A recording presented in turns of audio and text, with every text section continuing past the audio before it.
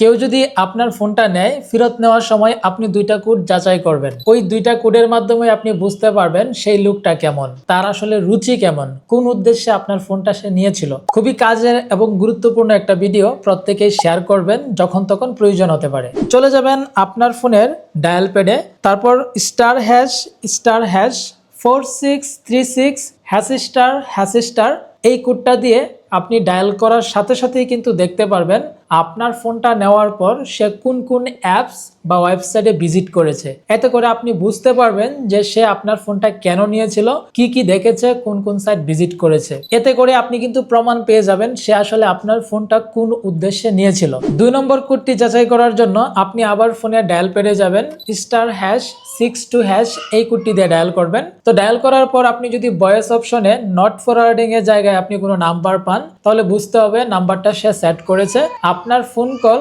তার ফোনে নিয়ে যাওয়ার জন্য, মানে আপনার ফোন কল হ্যাক করার জন্য। এই সার্ভিসটা বন্ধ করার জন্য ফোনের ডায়াল প্যাড থেকে #002# এই কোডটি দিয়ে ডায়াল করবেন।